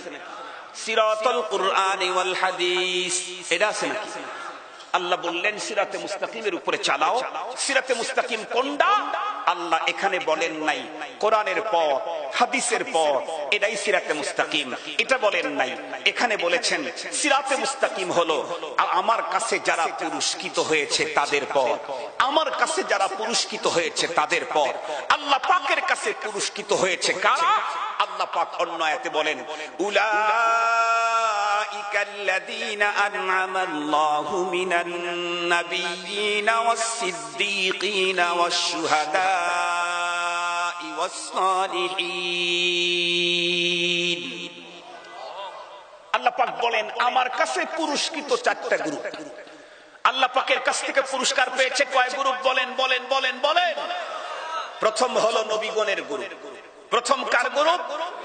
দ্বিতীয় নাম্বার সিদ্দিকগণের গ্রুপ, তৃতীয় নাম্বার শহীদদের গ্রুপ, চতুর্থ নাম্বার সালেহিনদের গ্রুপ। তার মানে সূরাতুল ফাতিহায় আল্লাহ আমাদের উপরে ওয়াজিব করলেন তুই এই দোয়া কর আমার বান্দা, আয় আল্লাহ তুমি আমাকে নবীদের পথে চালাও, তুমি আমাকে সিদ্দিকদের পথে চালাও, তুমি আমাদেরকে শহীদদের পথে চালাও, তুমি আমাদেরকে নেককারদের পথে চালাও। তাহলে নেককারদের পথে চলার জন্য নামাজের প্রতি রাকাতে আল্লাহর কাছে আবেদন করতে হয়। এক রাকাতেও নেককারদের পথে চলার আবেদন ছাড়া মঞ্জুর না। সেই নেককারদেরকে বাদ দিয়ে যারা শুধুমাত্র কেবলমাত্র কোরআন আর সুন্নাহ নিয়ে চলতে চায়, তারা মুসলমানদেরকে সিরাতে মুস্তাকিম থেকে সরায় এক গর্তে ফেলতে চায়। সম্মানিত হাজিরিন, খুব ভালো করে বুঝবেন। এখন সালেহীন কারা, এটা বলি আমি শেষ করে দেব। সালেহীন বলা হয় যাদের জাহের এবং বাতিন, যাদের ভিতর এবং বাহির দুইটাই কোরআন এবং হাদিস সুন্নতের সাজে সাজানো। আরো সহজ ভাবে বলি, যাদের বাহিরটা সুন্নত দিয়ে সাজানো, যাদের ভিতরটা তাকওয়া দিয়ে সাজানো। কথা কি বুঝাইতে পারছি আপনাদেরকে? সালেহীন কারা? যাদের বাহিরটা সুন্নত দিয়ে সাজানো, যাদের অন্তরটা খোদা ভীতি দিয়ে সাজানো, এরা হলো সালেহীন, এরা হলো সালেহীন। এদের পথে চলতে হবে। এ অর্ডার করেছেন দোয়া করার জন্য, বলেছেন কে? আর একটু জোরে বলেন কে? প্রতিটি নামাজ প্রতি রাকাতেই যেই দোয়া করতে হয়, সালেহীনদের পথে চলার আবেদন দিতে হয় আল্লাহর কাছে। আর তুমি সালেহীনকে মানবা না, তার অর্থই হলো তুমি জাতিকে সিরাতে মুস্তাকিম থেকে দূরে সরাইতে চাও। আল্লাহ পাক আমাদেরকে কথাগুলা বুঝা আমল করার তৌফিক দান করুক। জোরে বলেন আমল। এতক্ষণ পর্যন্ত আলোচনার দ্বারা কি বুঝলাম? আল্লাহ পাকের সাথে সম্পর্ক গাঢ় করা ছাড়া এই পৃথিবীর মুসলমানদের দুরবস্থা দূর করার কোনো কায়দা নাই। আর আল্লাহ পাকের সাথে সম্পর্ক গাঢ় করতে চাইলে সর্বপ্রথম সহজ পদ্ধতি হলো নামাজ, নামাজ, নামাজ, নামাজ। আমি নামাজে দাঁড়াইতেই আল্লাহ আমার প্রতি এত খুশি, আমার দিকে মনোনিবেশ দিয়ে দিলেন। আমি কোরআন তেলাওয়াত করতেই কথায় কথায় মালিক আমার সাথে কথা বলা শুরু করলেন। আমি 4 আয়াত পর্যন্ত যাইতেই বললেন, তুই এখন যা চাবি তাই পাবি। আল্লাহু আকবার বলেন, আল্লাহু আকবার। এ নামাজ আমাদের সমাজে, আমাদের ফ্যামিলিতে, আমাদের দেশে কায়েম করতে হবে, প্রতিষ্ঠিত করতে হবে। আমরা যদি নামাজ কায়েম করতে পারি ফ্যামিলিতে, সমাজে, দেশে, ইনশাআল্লাহ আল্লাহ পাকের সাথে আমাদের সুসম্পর্ক গড়বে। মালিকের সাথে যদি সম্পর্ক মজার হয়, তাহলে আমাকে কেউ সাজা দিতে চাইলে আমার মালিক কত দুর্বল নন, তার হাত ভেঙ্গে চুরমার করে দেবে। সম্মানিত হাজিরিন, আর যদি মালিকের সাথে আমার সম্পর্ক খারাপ হয়, আমার গার্ডিয়ানের যত পাওয়ারই থাক, আমাকে কেউ মারলে, আঘাত করলে, মালিক আমার গার্ডিয়ান কখনোই প্রতিশোধ নিতে যাবে না। এজন্য আসুন আমরা মালিকের সাথে সুসম্পর্ক গড়ি।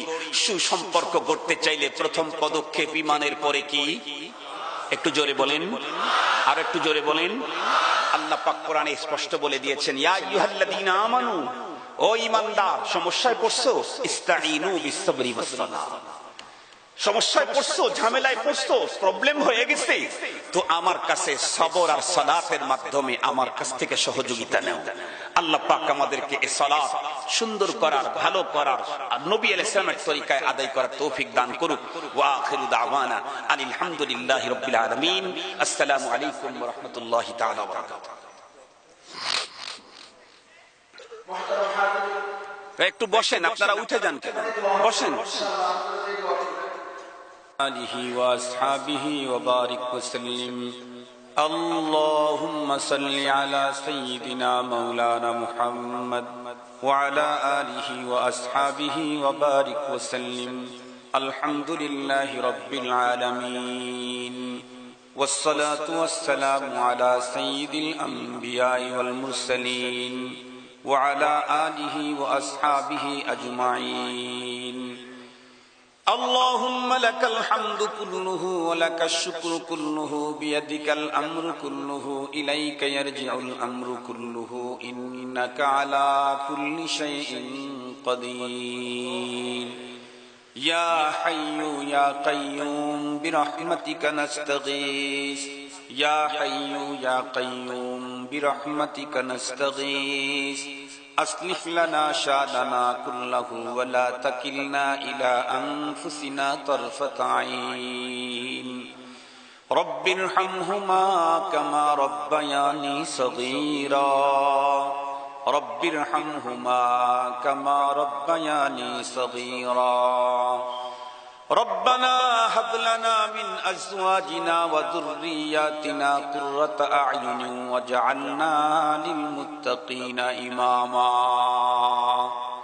رب العالمين খন্দকিয়া চিকন্দন্ডি ইসলামী সম্মেলন পরিষদের উদ্যোগে আয়োজিত চতুর্থতম ইসলামী মহাসম্মেলনের আখেরি মুহূর্ত হাজার হাজার মুসলমান নারী পুরুষদেরকে নিয়ে তোমার আলিশান দরবারে ভিক্ষুকের ন্যায় হাত উত্তোলন করেছি। আল্লাহ দয়া করে মেহেরবানি করে আমাদের প্রত্যেকের আশা বসা এবং আজকের অধিবেশন কবুল ও মঞ্জুর করে নাও। রব্বুল আলামিন, জিন্দেগির কোন নেক আমল যদি তোমার দরবারে কবুল না হয়ে থাকে আল্লাহ, আজকের মাহফিল খানা উপলক্ষ করে তামাম জীবনের সকল ইবাদতের মঞ্জুরি দিয়া দাও। ওগো রব্বুল আলামিন, তুমি তোমার কুদরতের চোখ দিয়ে চেয়ে চেয়ে দেখো, এখানে এমন কোন মানুষ নাই যেই লোকের আপনজন কবরে যায় নাই। অনেকেই তো আমার মতো বাবা হারানো সন্তান হাত দুখানি উঁচু করেছে গো আল্লাহ। কেউ বা নিজের মার মতো সোনার মুখখানি নিজ হাতে কবরের মাটিতে চাপা দিয়েছে, কেউ বা নিজের কলিজার টুকরা সন্তানের জানাজা নিজের কাঁধে বহন করেছে গো আল্লাহ। কেউ বা রফিকায়ে হায়াতকে চিরতরে বিদায় দিয়ে দুনিয়াতে মানবেতর দিনাতিপাত করছে। রব্বুল আলামিন, জানি না আমাদের আপনজন কবর জগতে কে কোন হালতে আছে আল্লাহ, তোমার কুদরতের পা জড়া ধরে বলি, আমাদের আপনজনদের কাউকেই তুমি কবরের জগতে মাইরো না। আমাদের আপনজনদের কবরগুলা তুমি জান্নাতের বাগান বানিয়ে দাও। রব্বুল আলামিন, মেহেরবান আল্লাহ, জানি না আর কতদিন পর্যন্ত তোমার জমিনে বিচরণের মতো সুযোগ আমাদের আছে আল্লাহ। আমাদের ভিতরে এমন মানুষ থাকতেই পারে যেই লোকের দোকানে কাফনের কাপড় রেডি হয়ে গেছে, এমন মানুষ থাকতে পারে যেই লোক আগামী কাল এমন মুহূর্তে কবরের বাসিন্দা হয়ে যেতে হবে। রব্বুল আলামিন, যেই পরিমাণে অপরাধ করে করে অস্তিত্বের উপরে জুলুম করেছি গো আল্লাহ, ক্ষমা তুমি যদি না দাও, এখনই যদি মরণ এসে যায়, জাহান্নাম ছাড়া কোনো উপায় নাই। রব্বে কারীম, এত আদর করে তৈরি করে কোটি কোটি নেয়ামত লালন করে কেমনে তুমি জাহান্নামের আগুনে পোড়াইবা মাবুদ গো। দয়া করে মেহেরবানি করে মুমিনে কামেল না হওয়া পর্যন্ত, জান্নাতি বলে বিবেচিত না হওয়া পর্যন্ত আমাদের কাউকে কবরে ডাক দিও না গো আল্লাহ। রব্বুল আলামিন, এমন একটা মুহূর্তে তোমার আলিশান দরবারে হাত উঁচু করলাম যখন तमाम দুনিয়ায় মুসলমান বড় জুলুমের শিকার। আয় আল্লাহ, কাশ্মীরের জমিনের দিকে চেয়ে দেখো, মুসলমানদের রক্তে রঙিন। গভীর রাত্রে মজলুম মুসলমানদের কান্নার আওয়াজ, সিরিয়ার মুসলমান মা বোনদের ইজ্জত লুণ্ঠিত হচ্ছে। আয় আল্লাহ, ওগো রব্বে কারীম, तमाम দুনিয়ার মজলুম মুসলমানদেরকে জুলুমের হাত থেকে বাঁচাও। জালেমদেরকে হেদায়েত দান করো। যদি কোদের কপালে হেদায়েত না থাকে, নমরুদ আর ফেরাউনের পরিণতি ঘটায়া দাও। রব্বুল আলামিন, মেহেরবান আল্লাহ, এই তো সামনে ৩ তারিখ থেকেই তো মুসলমানদের ছেলেদের এসএসসি পরীক্ষা শুরু হবে সারা দেশে। যেই সমস্ত মুসলিম ছেলেরা পরীক্ষায় অংশগ্রহণ করবে, মেয়েরা তাদেরকে কামিয়াব করো। ইয়া আল্লাহ, বিশেষ করে আমাদের কাছে যারা দোয়া চেয়েছেন আল্লাহ, তাদেরকে অবশ্যই কামিয়াব করো। আয় আল্লাহ, বিশেষ করে আমার অত্যন্ত কাছের কলিজার টুকরা মা বোনকে তুমি কামিয়াব করো। আল্লাহ, আরো একজন ছেলে তার নাম ধরে দোয়া করতে বলেছেন, আল্লাহ তারেও কামিয়াব করো। আয় রব্বুল আলামিন, মুসলমানের সন্তানদেরকে সুশিক্ষায় শিক্ষিত হওয়ার তৌফিক দান করো। ইয়া আল্লাহ এসএসসি পরীক্ষার পরে ইয়া আল্লাহ অবসরকালীন সময়টা তোমার দাওয়াতে দ্বীনের দাওয়াতের মেহনতে কাজে লাগাবার তৌফিক দান করে দাও। রব্বুল আলামিন মেহেরবান আল্লাহ, তুমি তোমার কুদরতের চোখ দিয়ে চেয়ে দেখো, তোমার বান্দা বান্দিরা গভীর রাত্রে দুহাত তোমার দিকে ভিক্ষুকের মতো উঁচু করে কি চায় গো আল্লাহ। আনতা আলিমুম বিদাতিস সুদূর, তুমি তো অন্তর্যামী আল্লাহ, তুমি দেখো তোমার কোন বান্দা বান্দির অন্তরের ভিতরে বৈধ তামান্না আছে, কবুল করে নাও। কে কোন পেরেশানিতে আছে আল্লাহ তুমি পেরেশানি দূর করে দাও। কে কোন মুসিবতের মধ্যে আছে মালিক গো, মুসিবত থেকে হতাকে মুক্তি দান করে দাও। জানি না কে কোন রোগে আক্রান্ত আল্লাহ, সকলকে শিফায়ে কামেলা দায়েমা আজেলা নসিব করে দাও। সুস্থতার নেয়ামত দিয়ে তুমি আমাদেরকে মালামাল করে দাও গো আল্লাহ। তামাম দুনিয়ার হাসপাতাল ক্লিনিক ঘরে বাইরে যত মুসলমান অসুস্থ আছে আল্লাহ সকলকেই শিফা দান করে দাও। ওগো রব্বুল আলামিন, এ দুনিয়া থেকে তো এমনও কিছু মানুষ চলে গেছে যাদের জন্য দুহাত তুলে তোমার কাছে আবেদন করার দুনিয়াতে কেউ নাই আল্লাহ। ওই সমস্ত চির এতিমদের পক্ষে আমরা গুনাহগারেরা আপিল জানাই আল্লাহ, তাদেরকেও ক্ষমা করে দাও। আয় আল্লাহ, তামাম জমিনের মাটির নিচে যত মুমিন মুমিনাত শুয়ে আছে সকলকেই মাফ করে দাও আল্লাহ। তুমি আমাদের ছেলে মেয়েদেরকে দিনদার পরহেজগার আল্লাহওয়ালা বানাও আল্লাহ। সন্তানদের কারণে যেন তোমার আদালতে আসামির কাঠগড়ায় দাঁড় হতে না হয় আল্লাহ। সন্তানদের কারণে যেন তোমার আদালতে যেন আসামির কাঠগড়ায় দাঁড় হতে না হয় আল্লাহ। আমাদের ছেলে মেয়েদেরকে তুমি দিনদার পরহেজগার আল্লাহওয়ালা বানাও। ভবিষ্যৎ প্রজন্ম যারা আসবে আল্লাহ তাদেরকে কুফরি শিরকি বেদাতের ছোঁয়া থেকে রক্ষা করো রব্বে কারীম। ওগো রব্বুল আলামিন, আজকের এই বিশাল বড় আঞ্জুমান, এই দ্বীনি ইজলাসের জন্য দেশে এবং দেশের বাইরে যারা মেহনত করেছে, অর্থ দিয়েছে, শ্রম দিয়েছে,